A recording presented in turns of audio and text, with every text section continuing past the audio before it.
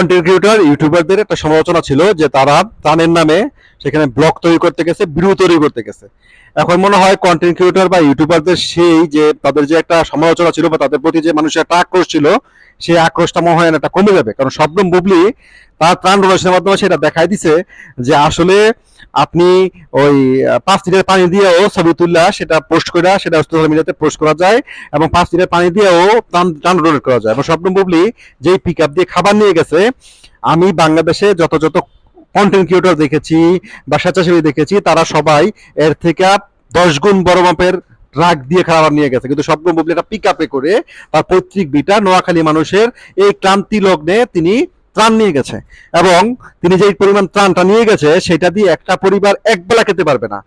আর আপনি পৃথিবীতে অনেক সুপারস্টারকে, অনেক অভিনেত্রীকে আপনি ত্রাণ দিতে দেখেছেন, আমি সরাসরি কাউকে ত্রাণ দিতে দেখেছেন কিনা তার ভক্তদের, তার কলা কৌশলীদের মাধ্যমে অথবা তার কর্মচারীদের মাধ্যমে, হ্যাঁ, সে তার স্টাফ দিয়ে ত্রাণ পাঠিয়ে দেয়।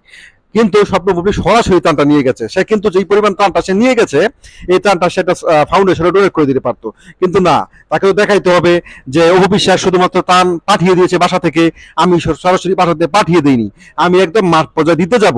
তো যেই হোক, তিনি যে ক্রেডিটটা নিতে গেছিলেন এখন হয়ে গেছে তার উল্টা, মানে তিনি একটা করতে যাইয়া এখন তিনি উল্টা রসনলে পড়ে গেছে। কারণ হচ্ছে তার যে ত্রাণ সেটা ইতিমধ্যে সোশ্যাল মিডিয়াতে সমালোচনা ঝড় বইছে। কারণ শবনম বুবলি যে পরিমাণ ত্রাণ মানুষের জন্য নিয়ে গেছে, সেটা করে মানুষকে কিছু দেওয়ার, এটা দেওয়ার চেয়ে মানুষের না দেওয়া উত্তম ছিল। ঠিক আছে, এইরকম অনেকে বলতো যে আমরা এখন ইউটিউবারদেরকে, কন্টেন্ট ক্রিয়েটরদেরকে আমরা তুচ্ছ তাচ্ছিল্য করেছি, যে তারা অল্প একটু ত্রাণ নিয়ে এসে শত শত ক্যামেরা দিয়ে ভিডিও করে ব্লগ তৈরি করে। কিন্তু শবনম বুবলি যেটা করেছে, তারা ইউটিউবার বা কন্টেন্ট ক্রিয়েটরকে অনেক পিছনে ফেলে দিয়েছে। কারণ হচ্ছে তার এই যে 5 লিটার পানি, 2 কেজি চাল সে একটা পরিবারকে যে ত্রাণ দিচ্ছে, এইটা দিয়ে আসলে একটা পরিবার কি করবে? এটা কি তারা খাবে না শুধুমাত্র শবনম এরকম এরকম এরকম তো আমি সরাসরি ছিলাম না, এটাই মনে হইতে পারে ওই পানিটা দিয়ে, ওই চালটা দিয়ে ছবিটা ভিডিওটা তুলে সে হয়তো একটা ব্যাগ নিয়ে এসেছে। কারণ হচ্ছে শবনম বুবলির মতো একজন চিত্রনায়িকা যে এতগুলো সিনেমা সে করেছে, তার কাছ থেকে কেউ এই পরিমাণে ত্রাণ, হ্যাঁ, নোয়াখালী থেকে, মানে ঢাকা থেকে নোয়াখালী, এই এত ছোট একটা পিক আপ, যেটা 1 টন হবে না, সেই পিক আপ দিয়ে সে নিয়ে গেছে, এটা 1/2 টন বা তার থেকে কম হবে, সেই পিক আপ দিয়ে ত্রাণ যাওয়াটা, এবং সেটাকে কতটা সমীচীন এটা ভক্তরা বলবেন। এখন আসলে শো অফটা যে শবনম মুভি থেকে সবাই শিখতে পারবে।